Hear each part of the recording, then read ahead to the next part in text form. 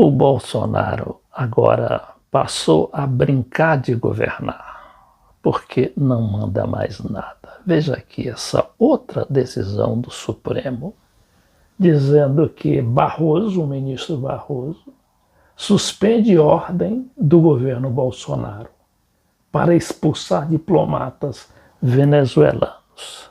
Ele não manda mais nem na política externa. E o Sérgio Moro, hein? No momento em que eu falo, gravando esse vídeo, o Moro estava há mais de 8 horas depondo. E onde mesmo? Na mesma delegacia em que ele trancafiou o Lula por 570 dias.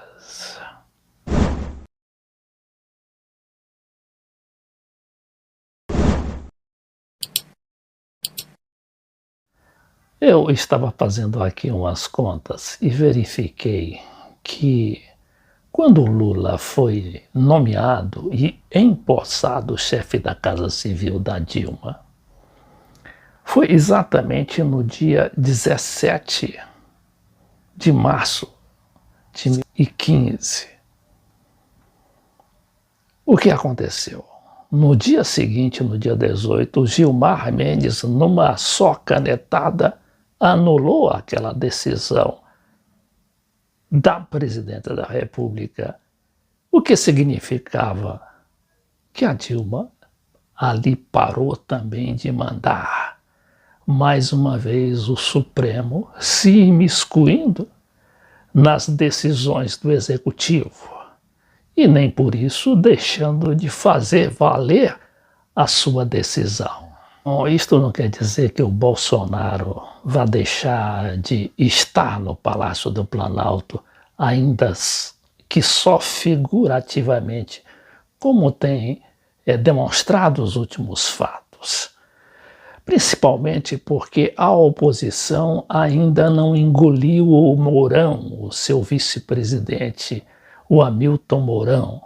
E a oposição está trabalhando uma emenda constitucional para que, havendo o afastamento do Bolsonaro, e aí ninguém sabe ainda como, se por um ato do Supremo Tribunal Federal, que terá de passar também pela Câmara e pelo Senado, ou por um tipo de interdição mais draconiano, que a gente não sabe ainda o seu modus operandi. Mas o fato é que a oposição não está a fim de dar agora o impeachment do presidente. Então essa crise tende a se arrastar por alguns meses, ao que parece, né? Porque nesse país tudo é possível. Inclusive, quando a gente se recorda que numa noite, 2 ou 3 madrugadas, o Congresso Nacional mudou o regime de presidencialista para parlamentarista para evitar que o presidente João Goulart, então vice do Jânio, que havia renunciado, assumisse com todos os poderes presidenciais. O jurista Miguel Reale Júnior, que foi um dos autores do impeachment contra a Dilma, e que não está querendo o impeachment do Bolsonaro por achar que esse processo demoraria muito e seria doloroso. E no caso da Dilma não foi nem tão assim longo, porque houve a aceitação, o acolhimento do processo, do pedido de impeachment pelo Eduardo Cunha em dezembro. Deixa eu ver aqui a data exata. No dia 2 de dezembro de 15. E no dia 12 de maio de 16, a Dilma já estava fora do governo porque tinha sido afastada pelo Senado depois da decisão da Câmara por 367 votos contra 137 apenas, acolheu o pedido de impeachment da presidente da República. Bom, mas o Miguel Reale Júnior está insistindo em que o presidente tem comportamentos que indicam possível anormalidade de personalidade. No artigo que ele escreveu para o Estadão de São Paulo, nesta data de 2 de maio, ele diz que em entrevista à Câmara Aberta da Band, em 1999, Bolsonaro, indagado se, caso fosse presidente, fecharia o Congresso, respondeu: "Não há a menor dúvida. Daria golpe no mesmo dia." Nessa entrevista, defendeu a tortura e disse que o Brasil só vai mudar, infelizmente, quando partirmos para uma guerra civil, matando uns 30 mil. Vão morrer alguns inocentes, tudo bem. Em toda guerra morrem inocentes.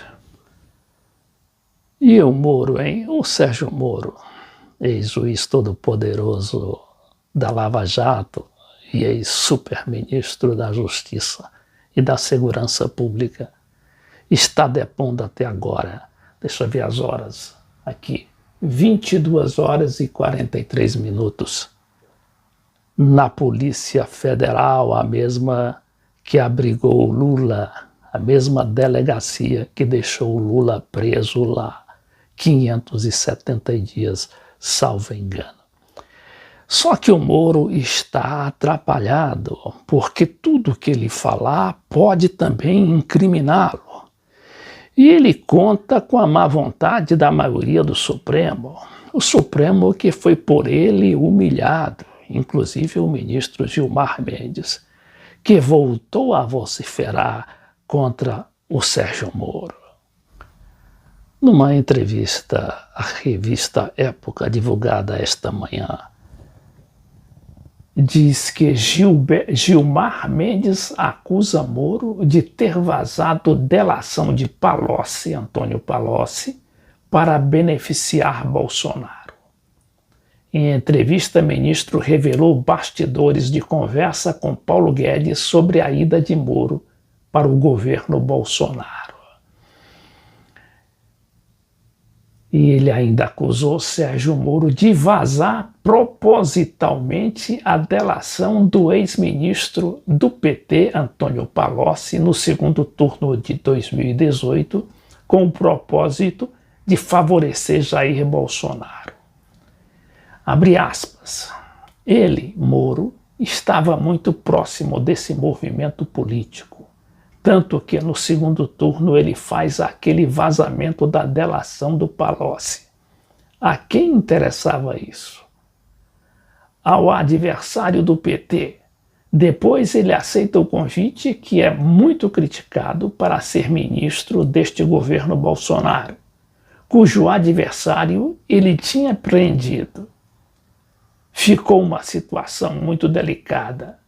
Se discute a correção ética deste gesto. Olha aí o Gilmar Mendes, outro golpista que tinha derrubado, anulado também legalmente aquela decisão da Dilma Rousseff de nomear o Lula seu chefe da Casa Civil. Agora o Gilmar está contra o Moro. Moro ainda continua com o apoio aqui da Globo, como diz o site de O Globo, o Jornal dos Marinhos.